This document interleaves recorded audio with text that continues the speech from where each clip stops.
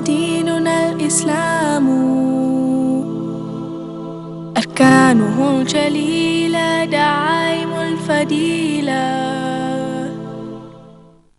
وَلَقَدْ يَسَّرْنَا الْقُرْآنَ لِلذِّكْرِ فَهَلْ مِن مُدَّكِرٍ، اور بے شک ہم نے آسان کیا قرآن نصیحت کو، پھر ہے کوئی نصیحت پکڑنے والا؟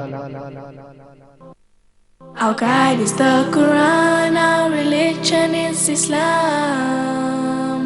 5 noble pillars upholding what is virtuous.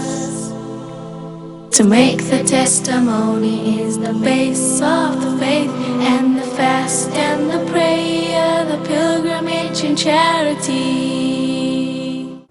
یہ ابلیس انسانی شکل میں آتا ہے. اور سنیے، رمضان کے آخری عشرے میں بھی ابلیس آیا تھا حضرت ابو ہریرہ کے پاس. ابو ہریرہ کے پاس فطرے کے، صحیح بخاری کی حدیث ہے، فطرانے کا ایسا گندم کی ڈھیر پڑی ہوئی تھی. تو ایک آدمی آیا، رونے لگا، میرے بچے بڑے غریب ہیں، کھانے کے لیے کچھ نہیں ہے، مجھے دے دو، مجھے کچھ دے دو. اچھا، وہ اس نے آ کے کیا کیا، چادر پھیلا کے گندم اس میں سے ڈالنی شروع کر دی. ابو ہریرہ نے پکڑ لیا، ادھر کیا کر رہا ہے تو؟ رونے لگا. اس نے جو ہے دے دیا، چلو ٹھیک ہے، جا بھاگ لے جا. شام میں رسول صلی اللہ علیہ وسلم کو بتایا کہ ایک آدمی آیا تھا اور رو کے اس نے زبردستی یہ فطرانہ لے لیا. تو رسول صلی اللہ علیہ وسلم نے فرمایا وہ جو ہے جھوٹا تھا، کل بھی آئے گا. وہ کل بھی آ کے جو ہے رو کے جو ہے غلہ لے گیا.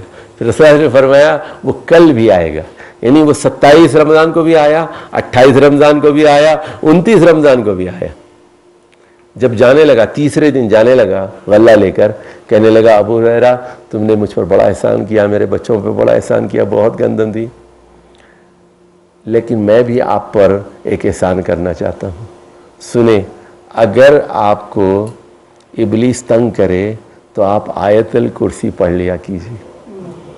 تو رسول کریم صلی اللہ علیہ وسلم کو شام میں پھر بتایا ابو ہریرہ نے، تو انہوں نے رسول کریم صلی اللہ علیہ وسلم نے فرمایا جھوٹے نے سچی بات کی، جھوٹے نے سچی بات کی.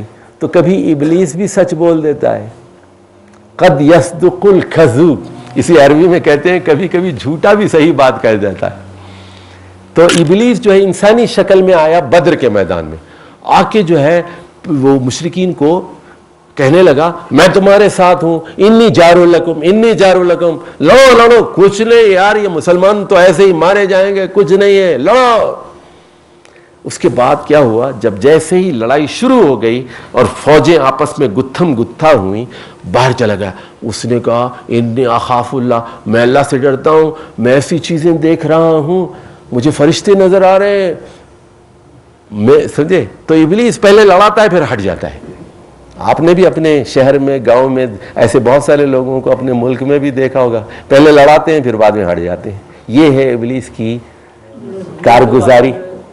میں آیا کہ جب آدم علیہ السلام کو سجدہ کا حکم دیا گیا تو اس نے سجدہ نہیں کیا. یہ واقعہ پہلے ہوا ہے یا وہ جنت میں جو دانا چلوایا اس نے وہ پہلے ہوا ہے؟ اور جو یہاں نافرمانی کر کے پھر جنت میں وہ چلا گیا؟ نہیں، یہی نافرمانی جو ہے تو وہ تو اپنا کام کرتا رہا. نہیں، اس سے یہ بات یہ ہے، اس نے یہ کہا تھا کہ مجھے مہلت دی جائے. اللہ نے کہا ٹھیک ہے، میں تجھے لمبی عمر دی جائے. تو اللہ نے ابلیس کو بہت لمبی عمر دی ہے، وہ قیامت تک زندہ رہے گا. تو اس نے کہا، اللہ نے اس کی یہ ریکویسٹ قبول کر لی. دیکھیے، غلطی تو آدم نے بھی کی اور غلطی ابلیس نے بھی کی.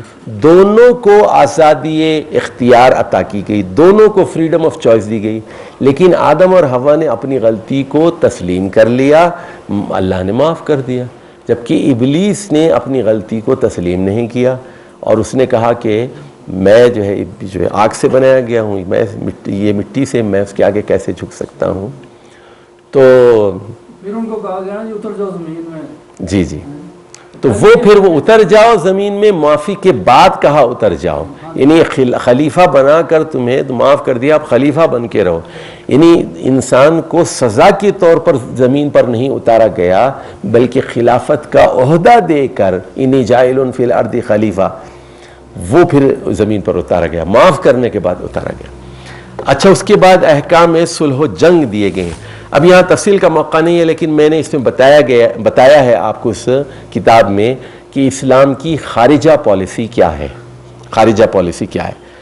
اچھا، اگر آپ کسی قوم سے، فرض کیجئے انڈیا ہی کو لے لیجئے، انڈیا سے آپ کوئی معاہدہ کرتے ہیں اور انڈیا اس معاہدے کی خلاف ورزی کرتا ہے، تو وہ ایگریمنٹ کوئی ہولی اور مقدس دستاویز نہیں ہے کہ آپ اس کو چوم کے رکھیں. اللہ تعالیٰ کہتا ہے فَمْبِسْ عَلَيْهِمْ عَلَى السَّوَاءِ، اٹھا کے ایگریمنٹ اس نے اٹھا کے پھینک دو. لیکن اگر وہ معاہدے کی پاسداری کرتے ہیں تو آپ بھی معاہدے کی پاسداری کریں. اگر وہ معاہدے کی خلاف ورزی کرتے ہیں تو آپ اٹھا کے پھینک دیجئے اس کو. اور اگر فرض کیجئے ان کی نیت دھوکے کی ہے تو اللہ تعالیٰ آپ کی حفاظت فرمائے گا.